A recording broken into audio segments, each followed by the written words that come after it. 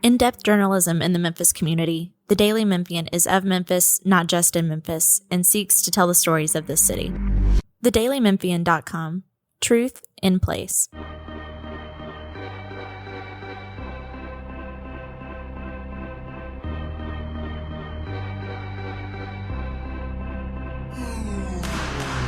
Welcome back to another edition of the Daily Memphian's Memphis Grizzlies podcast. This is your host, Grizzlies beat writer Drew Hill, joined as always by columnist Chris Herrington. It's March Madness, Chris. It's March Madness time. And I say that because the Grizzlies lost a terrible game last night, and I'm avoiding talking about it. But it is March Madness time. So I've now...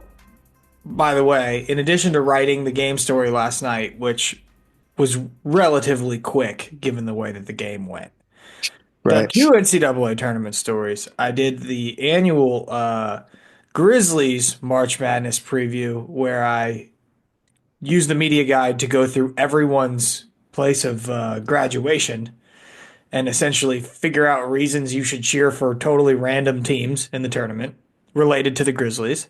And I counted them up. There's 17 kids from Memphis. 17 kids from Memphis that played high school basketball locally or in prep schools in the tournament this year, which I did this morning. Shout out Cam Jones. Shout out Cam Jones, Marquette, Cam Matthews, Olive Branch at Mississippi State. Musa Cisse played at Lausanne. They got Jordan Hamilton on SIU Edwardsville, and two guys tonight. We record this on Tuesday. We have two guys tonight, Amar Knox and TJ Madlock, playing in the Alabama State First Four game. So there you go. We got a lot of kids, a lot of local college basketball players in the tournament this year. So the local talent has not fallen off. Penny just recruits transfers now. That's the difference.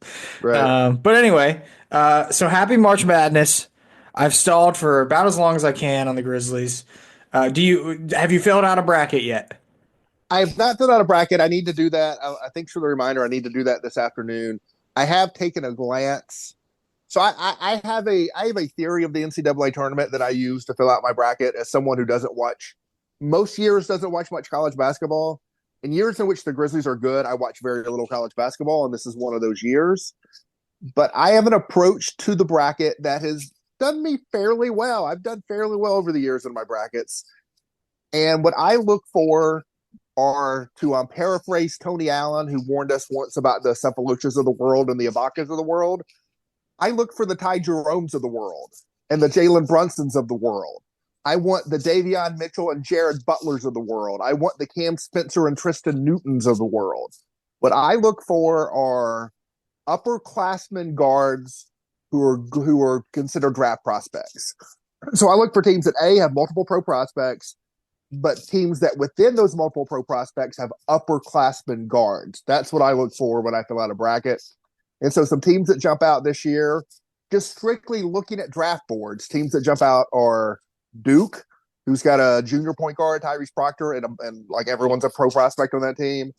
Florida got a senior point guard, Walter Clayton Jr., and there's another Florida player who's considered a draft prospect. And then you're Alabama, that's got a senior point guard, Mark Sears, who's considered a NBA prospect, and they have other pro prospects on the team. So I haven't filled out my bracket yet, but I look for that. I look for who's got the Ty Jeromes, who's got the Tristan Newtons, who's got the Jalen Brunson. Those are the teams I look for. It is definitely a good strategy when you are filling out a bracket to do that. And like I said, I picked every single first round game based on Grizzlies team history and or current franchise connections. Every game in the first round. So if you have an extra bracket you want to submit to your office pool or your family contest or whatever, and you just want to cheer for who the Grizzlies are cheering for, go read the newsletter from Monday, and you can just fill out the official, I'm calling it official Grizzlies bracket with a Final Four, by the way, of Michigan State. Jaren's been awesome. Of Duke, they have two Duke players and a lot of Duke. More Duke. Fun fact about the Grizzlies. The Grizzlies have more players from Duke than any other college in their history. So Duke obviously gets it to the Final Four. Gonzaga for Brandon Clark, although you got Scotty, you got Vince's VCU Rams are all in that region as well, in the same region as Gonzaga, or as Duke, I should say. So it's kind of fun. Gonzaga and then the Memphis Tigers, of course, because it only makes sense. Memphis Tigers produced a lot of Memphis Grizzlies. Fun fact. Well, there's a lot of Chris Wallace. It would be fun to put this guy on the team for a couple of weeks specials in there. Yeah. The DJ Sevens and the Rodney Carneys and some of that. Elliot Williams passed through. I thought Rodney Carney was going to be a good pro. That's the guy that stuck the one Tiger who I was higher on as a pro prospect than even Tiger fans, and I was wrong about that. I thought Rodney Carney was going to be good. My McAllister Scots did not make the tournament. No, they did not. Yeah. Unfortunate. Well, maybe they did. Maybe there's a D3 tournament they made. I have no idea. Yeah, maybe they did. Maybe you never know. But you know what's it was interesting to go through the all-time franchise history rifle through that media guide as much as I did the other day to pick all those games.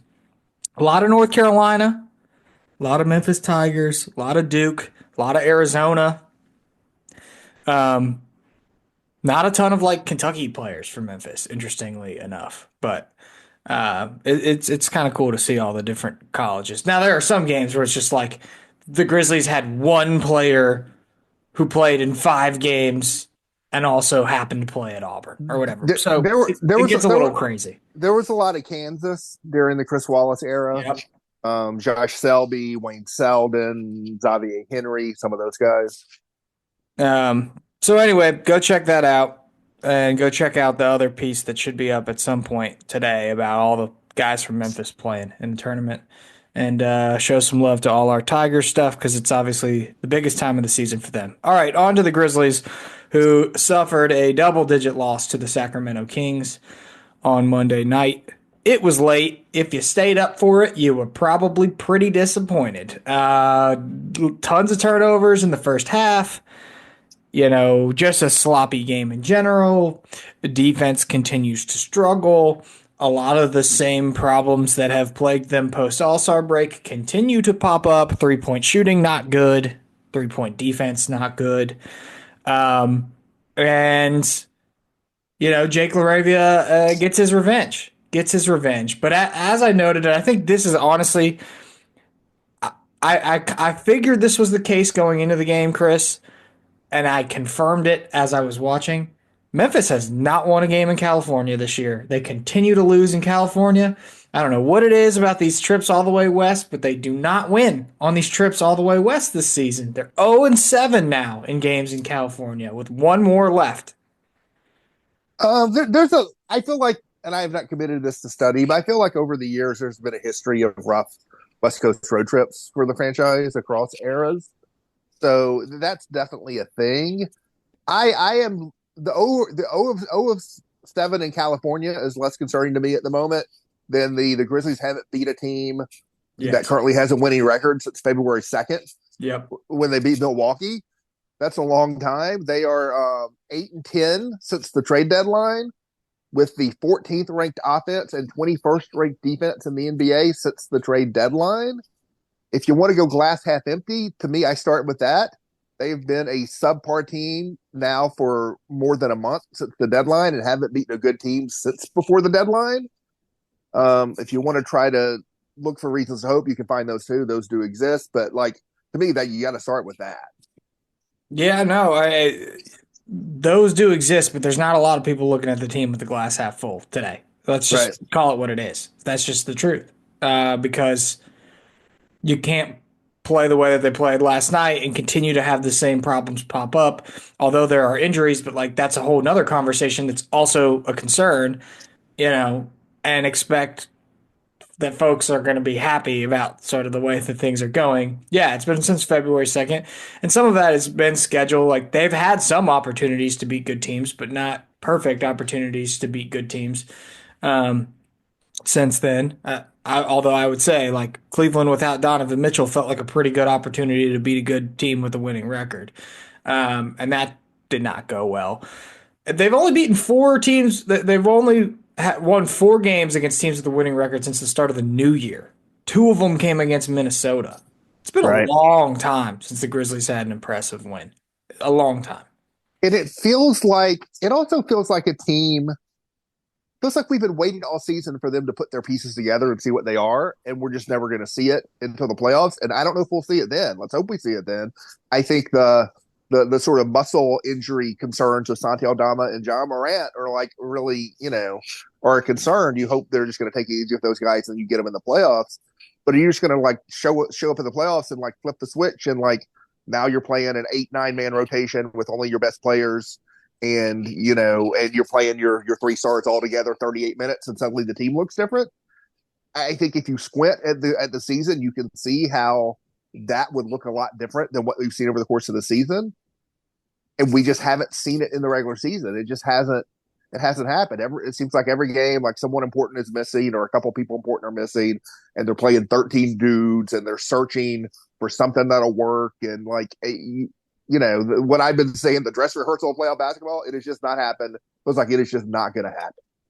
Yeah, let's talk about that for a little bit. I do want to eventually get into just like what it looks like in the West and what's still to come. But as you mentioned, like it's I don't necessarily agree with the idea that they're going to just roll out 12, 13 players, 11 players and try to figure out somebody that works off the bench, which they continue to do, by the way, because of the injuries. Like, and there are some times when it works and you find somebody that can give you something. Like last night, they rolled players out there until John Contra finally gave them some sort of life. And it's like, okay, fine. But like, you're still doing this at this point in the season, and it just feels like it's entirely too late for that. Like, you should know who your guys are. It's just I thought the Lamar Stevens stuff last night was really interesting and notable in this regard, because you can look at it different ways. This is a guy who was in the G League most of the season and like just showed up a few weeks ago, right?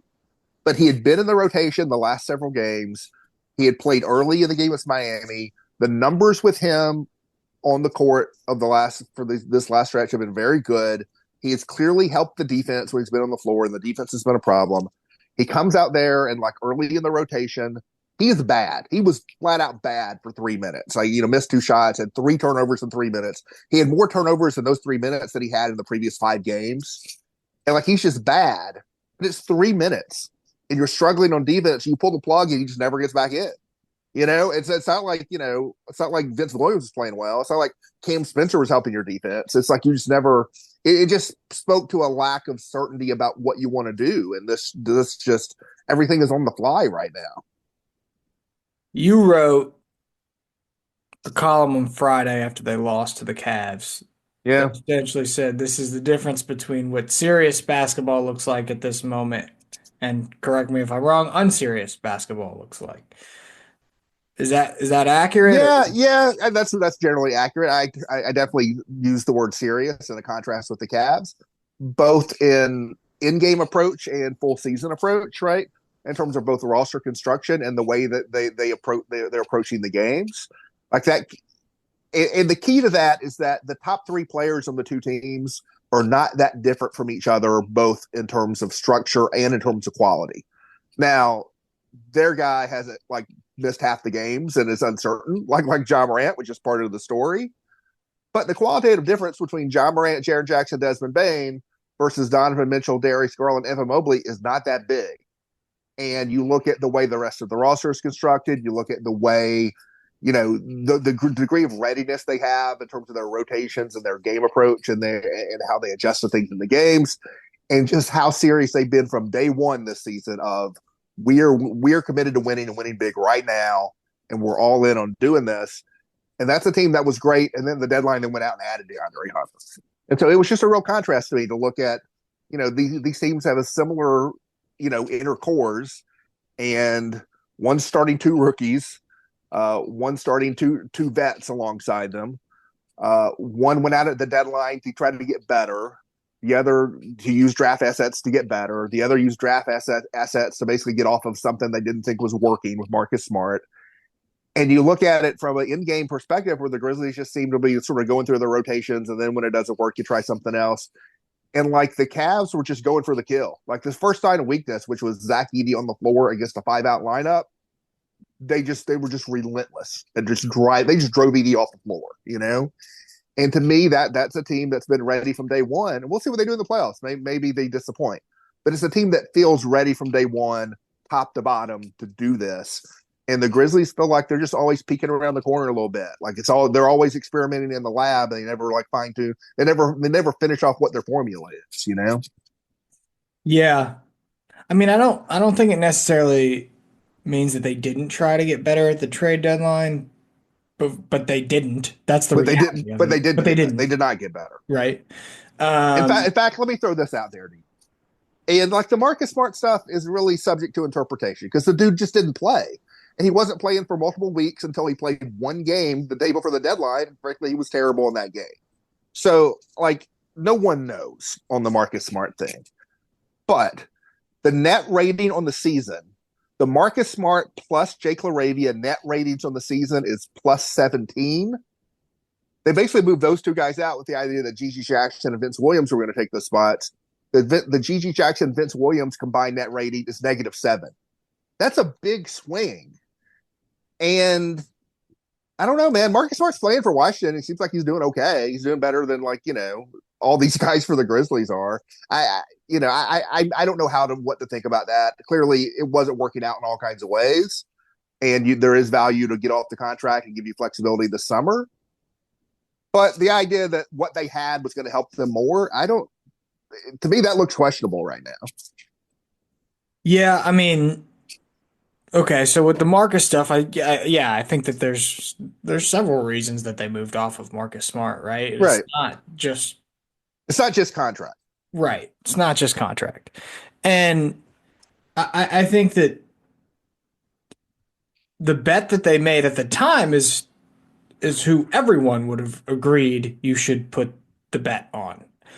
But the problem is that the Jake LaRavia, like, it would be really nice to have Jake 100%. who's been steady all season.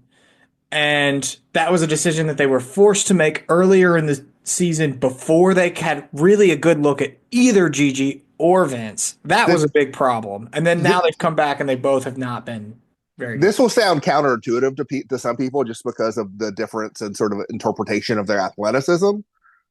But the defensive decline of the Grizzlies, it's not all about this. But you can sort of trace it a little bit to the just flipping Jake LaRavia for Gigi Jackson. Like that was the driver of the defensive decline. That was a big regression defensively at that spot. What do you make of them sending Gigi down to the G League? Which they just did recently, the other day. So I was talking about the net rating stuff on the season. The Grizzlies, in the net rating, for people who don't know, that it's a team stat that you can apply to an individual. So you got to be somewhat careful with it. But it's how a team performs when a player's on the floor. And so it's expressed per 100 possessions, which is sort of an NBA game length. The second worst net rating on the Grizzlies roster, the second worst on the season, is Yuki Karamura at -0.8. The Grizzlies, for all the hand wringing, have a winning record. They've won most of their games. The net ratings are generally good because the Grizzlies have been good over the course of the season. So -0.8, which is not that bad, is the second worst net rating on the team. The worst is Gigi Jackson at -6.3. He was so bad defensively. And obviously, he wasn't even really good offensively. He would score some, but he wasn't good in the flow of team offense, really. But he was so bad defensively that it was really dragging the team down. And they were giving him, first half rotation minutes every night anyway, just to try to bring him along. And sometimes if it went poorly, they would pull the plug on that in the second half. But he was playing in the first half rotation game after game after game. And it was a net negative game after game after game. And I just think, I haven't talked to anyone about this, but my read on it is they decided it's too late in the season. We can't keep doing this. It's too much of a drag. We gotta look forward to getting our team together for the playoffs. And it's just not happening with Gigi right now. And so it's partly, I think it's better for him to go get a lot of minutes and really focus on trying to improve his defense and improve his team play. But it's also probably better for the team to not feel like you have to put him in the game because he's sitting on the bench, I don't know whether it'll last all season or not, but I think it was a decision. It's like we can't keep putting him out there when it's a negative for the team game after game. Yeah, if he's not going to play for the Grizzlies, if the Grizzlies have decided that he's still 20 years old, he still has a future in the league. Like, go, I think he should get as many minutes as they can possibly get him, Right. even if it's in South Haven. I think that's pretty smart. Um, so obviously it has not been a perfect run for this team at the moment, and it's been a long time since they've gotten a big win, and it's going to get more difficult, right? Because you're going to go finish off this road trip. You've got two games against lesser opponents, but you got the Clippers and the Thunder still on this road trip. You're coming home. You get the Lakers, the Warriors, and the Celtics, I believe. So it's interesting to see that the way that the season has taken a turn and sort of the attitude towards the season overall has really changed so much since the All-Star break, right? Like at first there was this idea that yeah, maybe their record isn't that great against good teams, but they're still handling business against everybody else and they're blowing a lot of teams out, and but now it's just like that just has not been the case for several months, and it's hard to figure out what exactly happened. Well, and amid all this, I want to throw out a few things that have happened, I think, since the last time we talked on the pod, or maybe one of them was in the midst of happening. They played, yes, they haven't beaten a team with a winning record since February 2nd. They played probably their best game since the deadline, like over the weekend against Miami without Ja. And like Miami is not good, but Miami is not horrible. Like Bam Adebayo's out there and Tyler Herro's out there, and like there are real players out there. And they played a really good game, 48 minutes, the defensive intensity, the whole thing, ran them off the floor.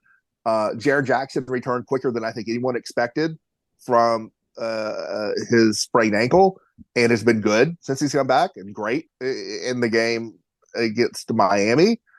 And Ja Morant had his best stretch of basketball of the season, probably, for that 5 or 6 game stretch. And now he's missed a couple games with the soreness. And so there's all that stuff that's happened too.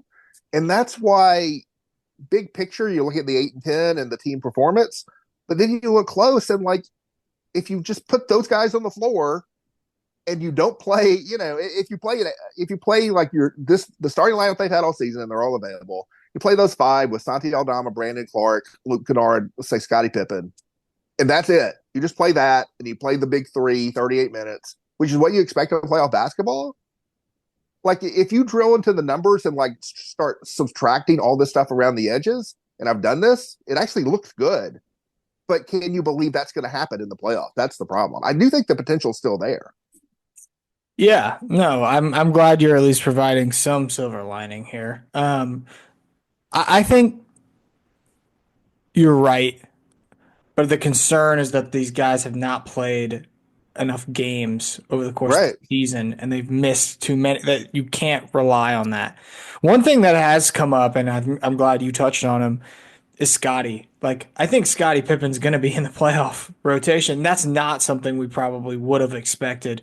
But he's been, like, we talk about what they lost defensively. Like, I know he's smaller, but he's still a better perimeter defender than what they're getting out of clearly a not 100% Vince Williams and Gigi Jackson. And I think that he almost has to be on the court for the Grizzlies in the postseason now. Do you feel the same way?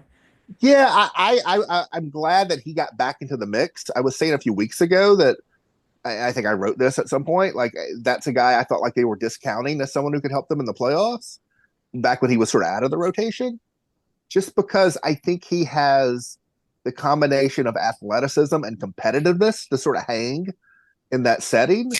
And I go back to the last game they played against OKC, which they lost the game, but like he looked at home in that game, a game in which like everyone is athletic, everyone can defend, everyone's playing with a certain level of competitive intensity. He looked like he was there for it in that kind of game against that kind of opponent. And I just think that get after it and that athleticism and that just ability to just scrap and make plays.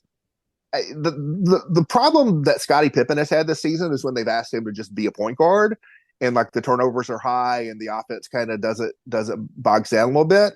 And what they've done since they've come back with him, even with Ja Morant out, in one of the games that because he didn't play, he and Ja both missed the game last night, but one of the game was Miami where Scotty played. He had a lot of assists, but he wasn't running point guard. He wasn't playing like Tyus Jones. They play him out. They played him with Ja a lot. They play him with Dez, with Luke, and he's really acts as more of a secondary ball handler, even when he's out there on the floor as the only quote unquote point guard. And so they've used him a little bit more as like a 3-and-D like activity guy and less as a Tyus Jones style. I'm running pick and roll and I'm making all the plays kind of guy. And I think he's better in that role right now.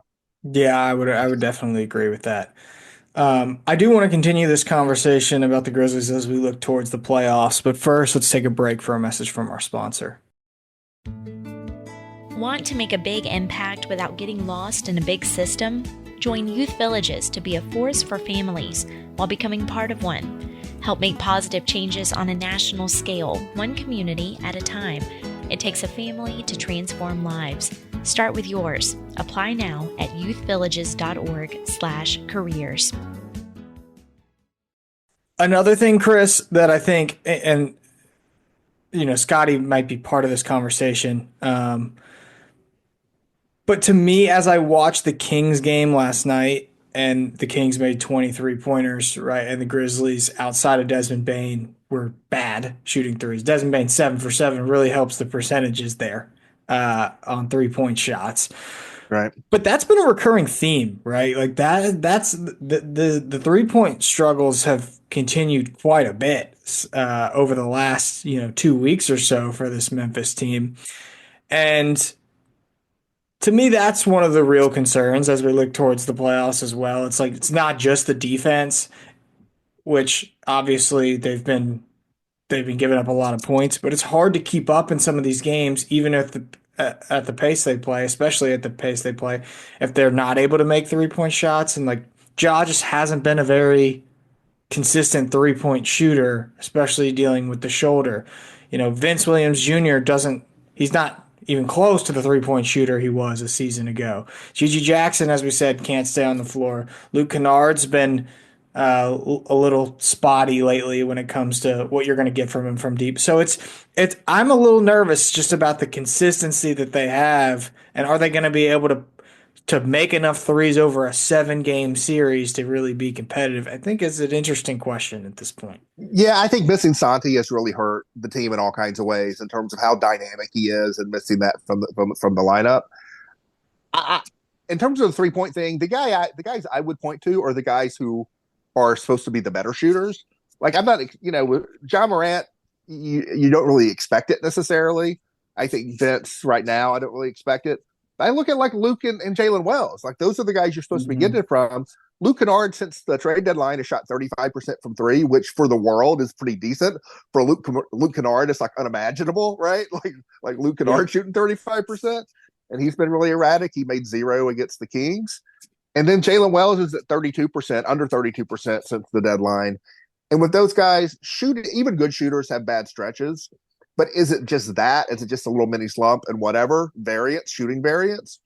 Or is there a reason to think because Jalen Wells is a rookie and because they're both, I think, average athletes by the standards of NBA perimeter players, is there reasons to worry about the level of, as basketball grows more intense as you head to the playoffs and you get into the playoffs, are those guys going to have a harder time getting off good shots, or are they going to be affected by that for different reasons? So again, Wells is a rookie. Kennard historically has shot well in the playoffs, by the way, even going back to his time with the Clippers.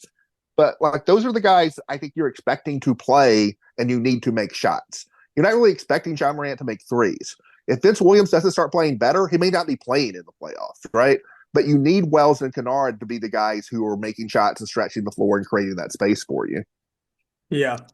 And then I also, as I wrote last night in the game story, I've been looking at the projections here and there. Now, it's different depending on where you go. But it's an awful lot more likely now at this point that the Grizzlies will not have home court advantage come playoff time than it was at the midway point, right? The midway point, Memphis, by all projections, was a team that was the favorite to be the number 2 seed. Now, as the team is sort of come undone a little bit late in the season. That has changed pretty rapidly.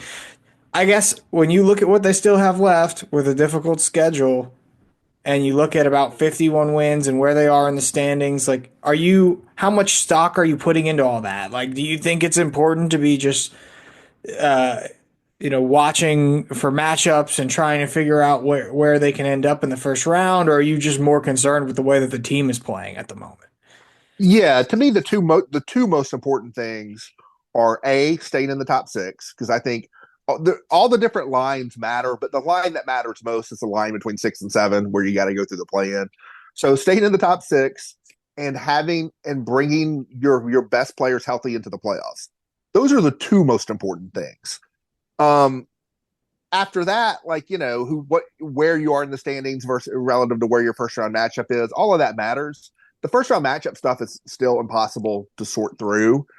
Where they're going to be in the standings, that's partly because where they're going to be in the standings is possible to sort through. Yeah, they're in fifth today. They're one game out of second. It's the kind of thing where in 2 days it could change so much every day the way things go that the way they're playing, you don't feel good about them moving up necessarily.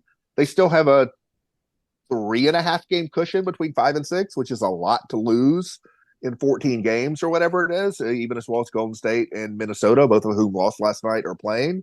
So I think it's unlikely the Grizzlies fall below 5. They're only one game back a second. I mean, it doesn't take much to jump up. We'll see. But I think the most important things are to avoid the play-in and bring a healthy roster in the postseason. And which is not to say the other stuff is not important, but those are like the bright lines to me. What's interesting is like the sky is falling for the Grizzlies at various points this season, but all these teams that they're grouped up with are pretty imperfect as well. Like it's that can easily be overlooked when you're only paying attention to Memphis. But the Lakers just lost to the Nets, the Nuggets just had a terrible loss. It happens. The Grizzlies are 5-5 in their last 10. I'm looking at the standings. The Lakers are 6-4. Nuggets are 6-4. Like, I mean, that's not much. That's not much difference, right? The Warriors and Timberwolves have been rising. That's certainly true. The Rockets are on a 7-game win streak right now, but before that 7-game win streak, they'd been on a losing streak, right? They're 7-3 in their last 10 with the 7-game winning streak, which means they lost 3 in a row before that happened. The Grizzlies were on a 4-game win streak a few games ago. I think the Marco Polo among the second, third, fourth, fifth spots can still finish any which way. These teams could just bob up and down around this spot, and then at some point, like, the music turns off, and whatever seat you have is the seat you have. But I can see that still finishing in any order, really. Last thing on this before we move on to something else that I want to ask you about. But what's most concerning right now at this point in the season after a loss to Sacramento after the weekend? What is is it the health, or is it the defense? What is it? What's the most concerning thing? Well, I think you have to start with the health, just because, like, you're not going anywhere if you don't have your main guys. And I mean Ja Morant by that, but you can throw Santi in there, who's been the fourth best player on the team. And those guys are both on the injury report and missing games because of soft tissue stuff, the calf and the hamstring. And those are the kind of things that can get worse. And you got to be real careful with that. And so to me, I start with that. And after that, yeah, it's the defense. But I just can't separate all the other problems from who's playing. Yep. And so I just keep wondering, like, if you get Ja Morant, Desmond Bane, Jaren Jackson all playing 38 minutes in the same game on a team that's playing an 8-9 man rotation with only the better players, and like a lot of this stuff, you just trim around the edges and it goes away. I keep wondering what's that going to look like. And it seems like if we see it at all, we may not see it until the playoffs. Do you have a read on why they continue to use this many players? Like, look, in some of these games when Ja's hurt or whatever, you're like, yeah, they're going to use different player, whatever. But like, they've had games where those 3 are healthy and they still use a lot of players. I think it's changed. I think in the beginning of the season, it was deliberate strategy, and with a rationale. There were games where people were frustrated, myself included, where, like, you lost this game by 4 points and you played, Ja Morant 31 minutes. Like, you're leaving stuff on the table. but at the same time, they were trying to manage guys, the wear and tear over the course of the season, not to wear guys down.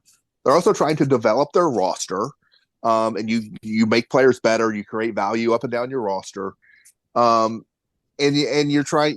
All of that stuff like is defensible in the first half of a season, and I think down the stretch they have actually the guys have played more minutes. Their stars when they play have averaged more minutes since the deadline than they did earlier. I think what's happening now is not going into the game thinking I want to play an 11-man rotation because I like the idea of 11-man rotation. I think it is a sign of uncertainty. It is I don't know who I believe in. I don't know who I can trust. And I think over the last few weeks, it's been more of a scrambling situation than a like something that they believe in strategically.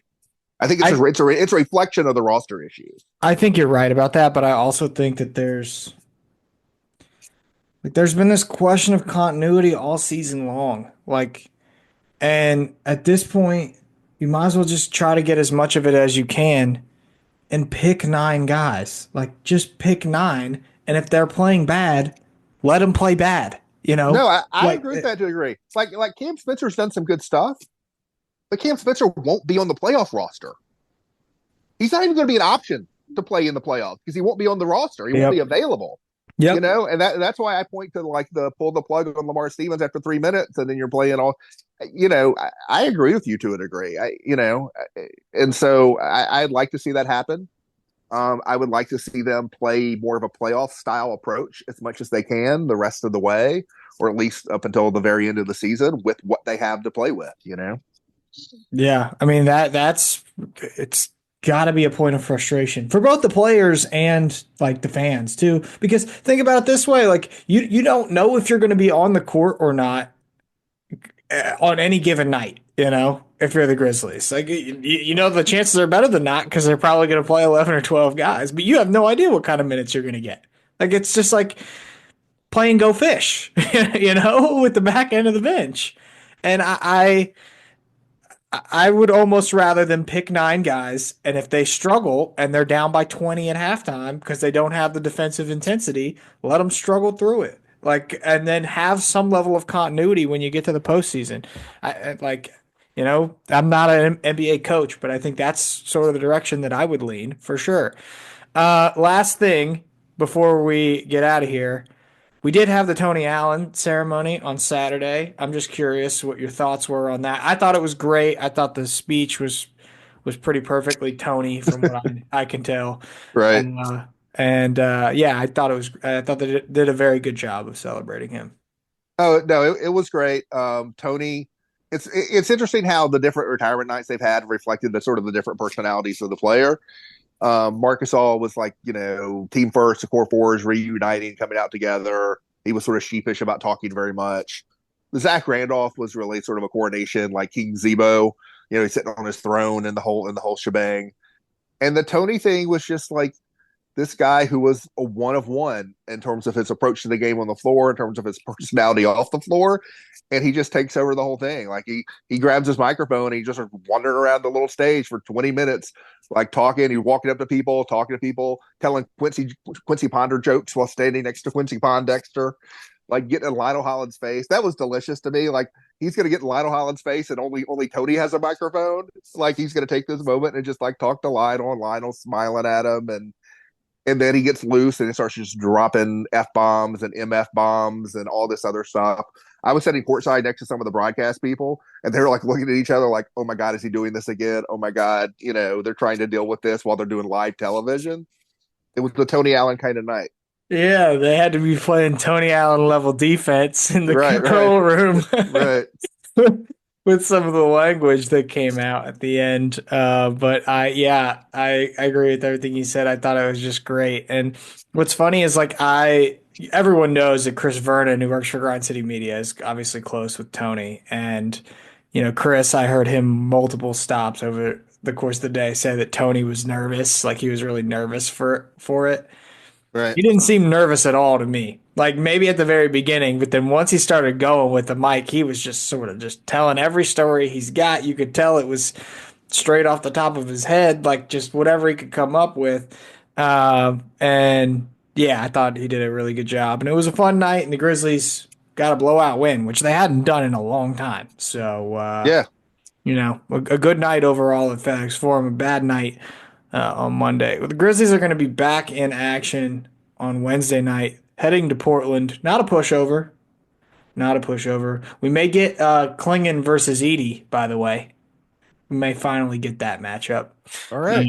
In honor of the NCAA tournament, that's a good timing for it. Oh, yeah, that's a good point. In honor of the NCAA tournament, we may get Klingon versus Edie. So I will be dialed into that one. Sure you will as well. Hopefully it goes a little bit better than the Sacramento game went.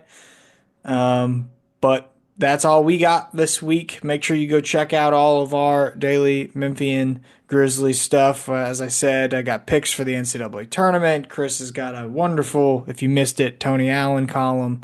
Anything else on the docket, Chris, Grizzlies-wise? I know you just traveled back to Minnesota, so you're probably pretty busy.